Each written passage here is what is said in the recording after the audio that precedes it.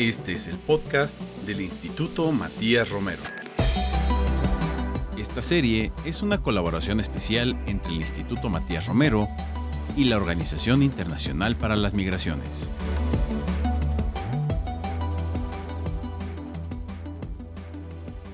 Sean todas y todos bienvenidos a un nuevo episodio del podcast del Instituto Matías Romero. Les saluda el embajador Germán Aschenrup Toledo.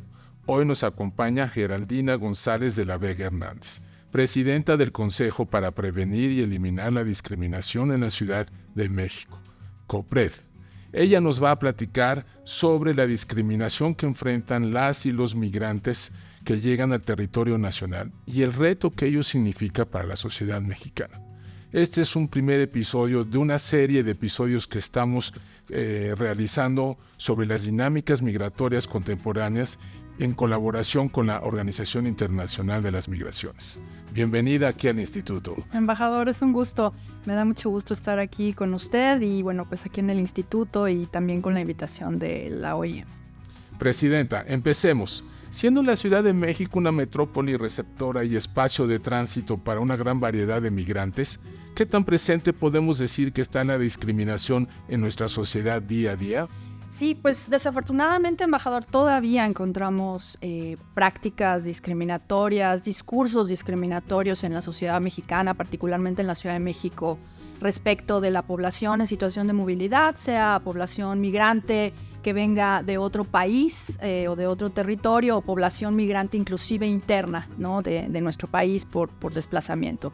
Tenemos encuestas, por ejemplo, la encuesta que levantamos cada 4 años acá en la Ciudad de México, la EDIS, encuesta sobre discriminación, que la última edición es de 2021, en donde hay una percepción de que todavía sigue existiendo discriminación hacia las poblaciones migrantes extranjeras. Las distinguimos entre migrantes para distinguir, digamos, a las personas que vienen de otros estados de la República a establecerse en la Ciudad de México y las personas que vienen de otros países para establecerse o para utilizar la Ciudad de México como una plataforma de tránsito hacia principalmente la frontera norte, y vemos que todavía existe una gran percepción en cuanto a prácticas y conductas discriminatorias. Existen otras encuestas como la Encuesta Nacional sobre Discriminación, la ENADIS, que levanta el INEGI junto con CONAPRED, la Instancia Nacional Antidiscriminación, y también encontramos que existen prácticas, sentimientos, digamos, prejuicios arraigados en la sociedad que tienen que ver con las personas en situación de migración.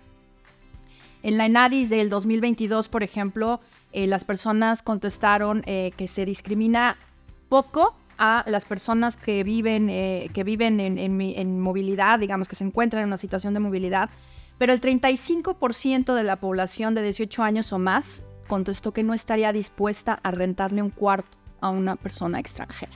Y esto pues nos dice mucho, ¿no? Y desde la ENADIS del 2017 tenemos datos en este sentido. Por ejemplo, el 20% de la población mexicana consideraba en esa encuesta que los inmigrantes son una carga para el país porque quitan el empleo y los beneficios sociales. Entonces, vemos que siguen arraigados estos prejuicios, estos estereotipos hacia la población migrante y particularmente hacia población migrante que proviene del sur global, sobre todo del sur de nuestro continente, personas que provienen del Triángulo Norte, de Guatemala, de Honduras, de El Salvador, de Venezuela, ahora con la crisis que existe allá, de Haití, por supuesto, ¿no? De América Latina. Así es, y también sabemos que existe ahora migración desde países de África, por ejemplo. Entonces hay un fuerte sentimiento de xenofobia, pero también mezclado con racismo y con aporofobia. Bien, derivado de este fenómeno migratorio que vivimos en la ciudad, cada vez se escuchan precisamente las palabras xenofobia, aporofobia y racismo. ¿Qué significan estos conceptos y cuál es la diferencia entre cada uno de ellos? Sí, bueno, primero la discriminación es un trato diferenciado, basado en prejuicios, es decir, es arbitrario ese trato diferenciado, no tiene una justificación robusta. Y está basado en ciertos prejuicios que se construyen a través de sistemas de opresión que podemos denominar estas construcciones jerarquizadas de las personas. El racismo es una de ellas, muy claramente construye una jerarquía entre seres humanos atendiendo a su pertenencia étnico-racial, su tonalidad de piel, su fenotipo, etcétera. Entonces, estos prejuicios se conforman, se desarrollan y se refuerzan a partir de estos sistemas y son los que justifican este trato diferenciado que llamamos discriminación. Ahora, para llamarla discriminación desde un punto de vista legal, necesitamos que tenga un resultado en términos de que lastime el ejercicio o obstaculice el ejercicio de algún derecho. Entonces, ese sería nuestro concepto de discriminación. Pero para poder hablar sobre esos prejuicios, pues necesitamos entender cómo estos sistemas que se van desarrollando histórica, cultural, socialmente, funcionan para desarrollar estos prejuicios que justifican este trato diferenciado. Tenemos el racismo, como decía yo hace un momento, que es esta jerarquización de las personas a partir de su fenotipo, de su aspecto, de su origen nacional, de su pertenencia étnico-cultural, pero también encontramos la xenofobia, que es un sistema que genera, digamos, un odio, una aversión hacia las personas que tienen un origen nacional distinto, y la aporofobia, que tiene que ver justamente con la situación de pobreza en la que se ubican las personas. Entonces, con esta mezcla, decía yo hace un momento, pues encontramos que las prácticas discriminatorias hacia la población migrante pues no suceden de la misma forma o tienen la misma magnitud hacia toda la población migrante, ¿no? Tenemos población migrante, por ejemplo, que se les denomina inclusive como expats o expatriados, personas nómadas digitales, ¿no? Que vienen también a trabajar acá a nuestra ciudad y que no necesariamente son personas que tienen un estatus migratorio regular, ¿no? Pero que claramente no se les llama migrantes porque hay un trato diferenciado. Puede haber prácticas discriminatorias asociadas a la xenofobia, pero que no tienen esta magnitud de las prácticas discriminatorias que viven las personas que vienen del sur global.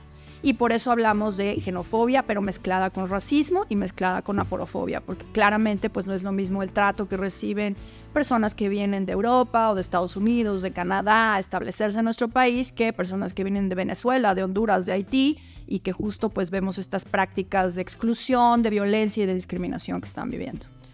Usted ha mencionado que se puede observar que se le brinda un trato diferenciado a los migrantes que provienen de esto que se llama ahora el norte global o los países desarrollados. ¿Qué acciones se podrían impulsar para cambiar esta visión negativa que tiene la sociedad sobre los migrantes que provienen de los países pues, pobres o en desarrollo o lo que ahora se llama muy elegantemente el sur global? Sí, pues yo creo que es muy importante primero hablar sobre la desnormalización de determinadas conductas, ¿no? Dejar de ver como normal o como correcto determinadas expresiones o determinados tratos hacia ciertas personas. Y esto pasa pues por la educación, pasa por la difusión de información, hablar sobre qué implica la migración, ¿no? Me parece que es muy importante de pronto conversar sobre las condiciones en las que las personas se desplazan desde sus países para buscar una mejor vida. Eso es lo que buscan la mayoría de las personas que se encuentran en esta situación de movilidad. Y yo creo que esto pasa por temas educativos, pero fundamentalmente por temas de política pública. Me parece que la responsabilidad de ofrecer condiciones adecuadas, ya sea de tránsito o de arraigamiento, de residencia para las personas en las ciudades y en el país, pues corre por una responsabilidad muy importante por parte de las instituciones, tanto en el caso mexicano como federales como locales.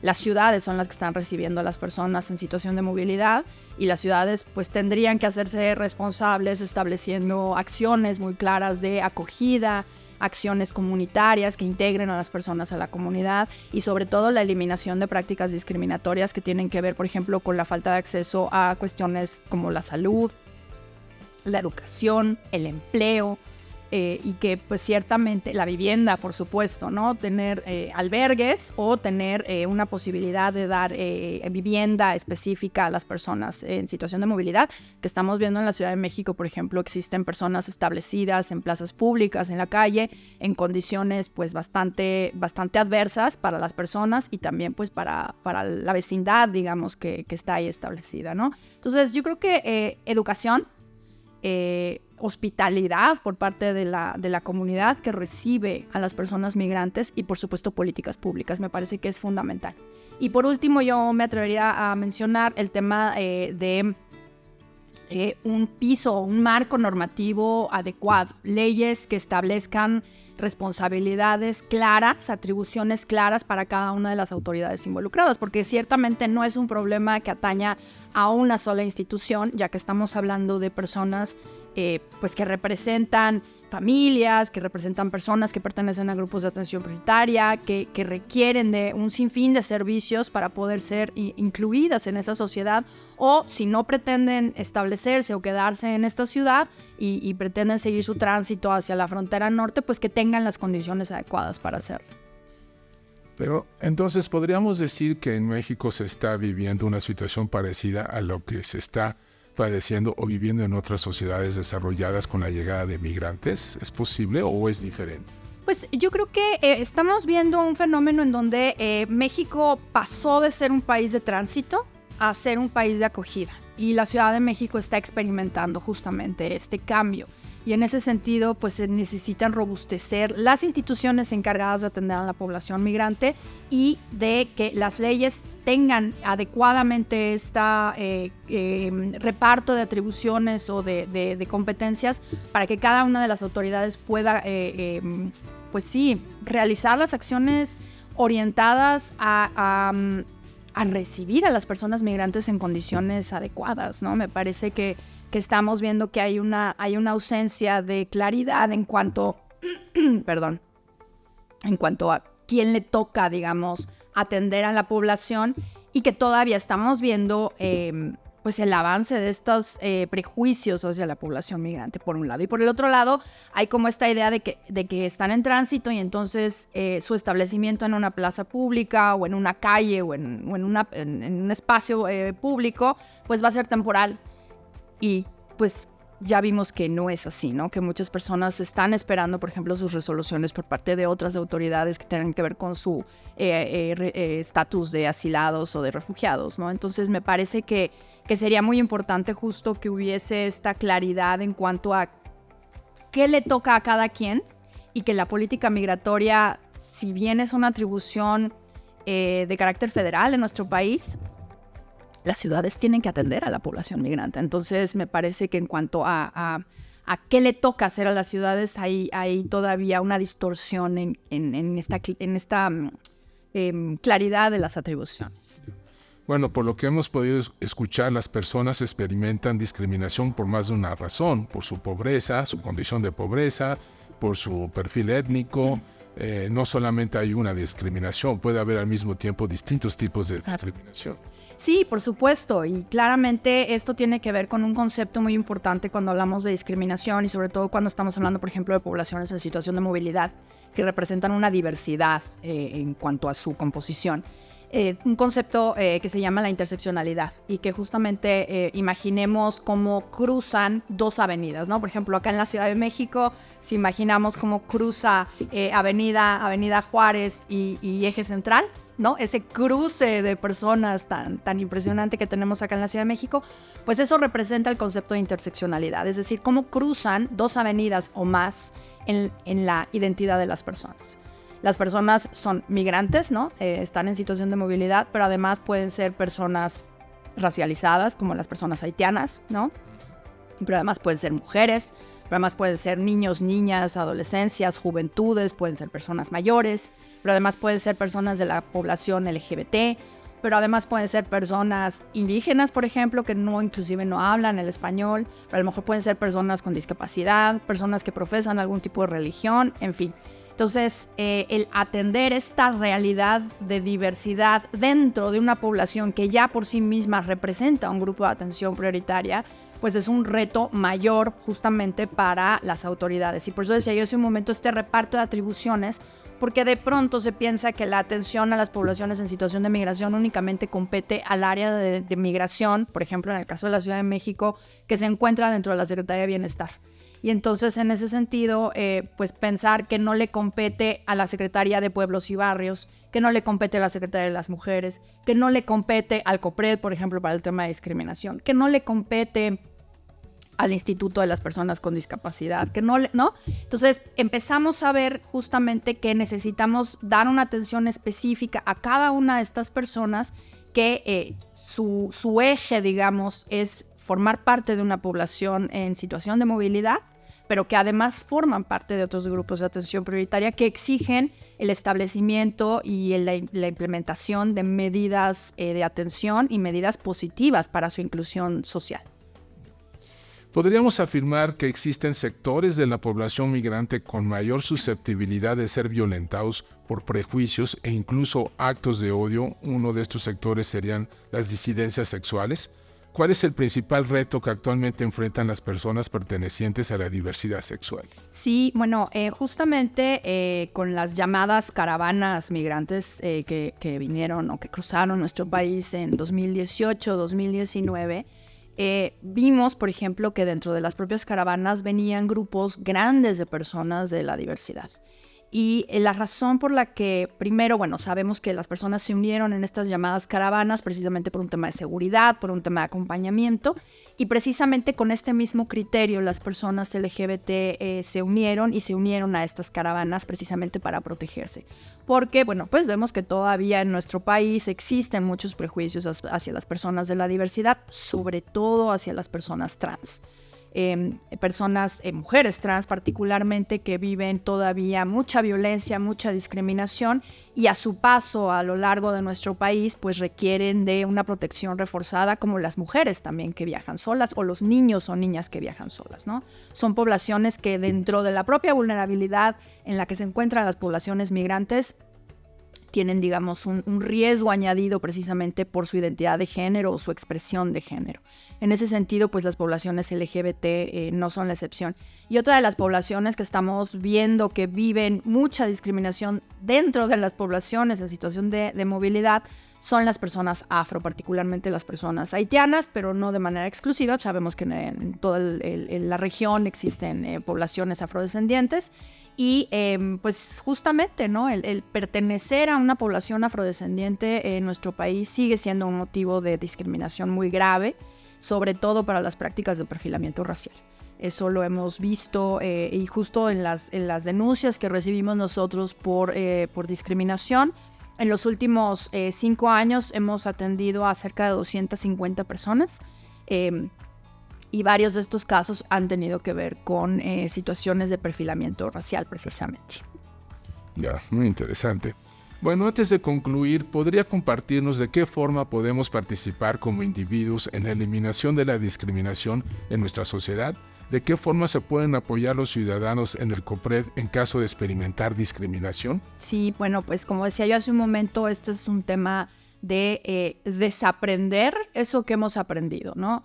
Los prejuicios los aprendemos en nuestra vida, en nuestra familia, en nuestra escuela, en las películas que vemos, en los programas que vemos, los libros, las revistas que leemos.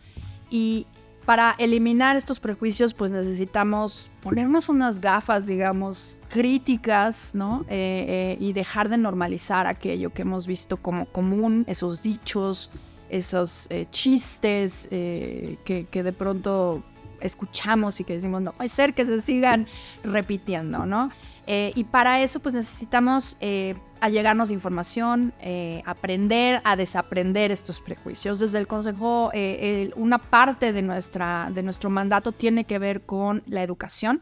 Contamos con un proyecto educativo Nelson Mandela, precisamente, que tiene que ver con el ofrecimiento de cursos de capacitación, pláticas de sensibilización orientadas precisamente a eliminar estos prejuicios de la sociedad en general, pero particularmente de las personas funcionarias públicas de la Ciudad de México. Entonces tenemos esa oferta permanente, tenemos cursos autogestivos en línea, pero también estamos dando una oferta grande, digamos, de cursos y pláticas presenciales o en línea.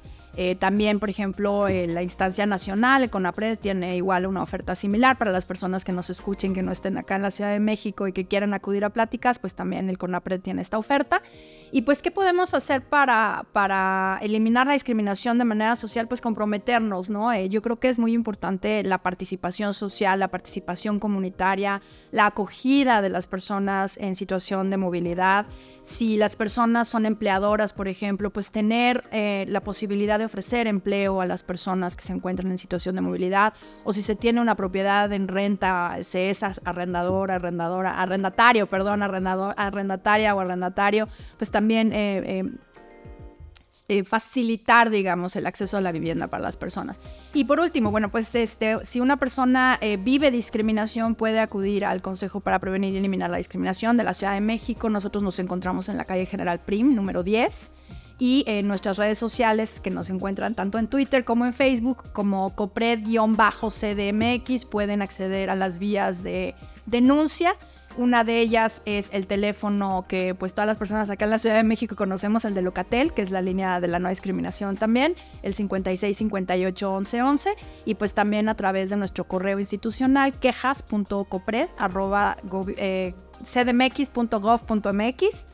Serían nuestras vías de contacto. Entonces, pues ahí podemos darles atención, por supuesto. Pues sí que es una tarea titánica esto de desaprender muchas cosas que a lo largo de nuestras vidas lo vimos como algo natural. Tenemos no solamente estos chistes, bromas, sino los gritos homofóbicos en los estadios de fútbol, que nos está costando incluso hasta castigos a nivel internacional por parte de la FIFA. En fin, sí es una tarea que tenemos que ir aprendiendo, pero ya, todos los mexicanos y mexicanas.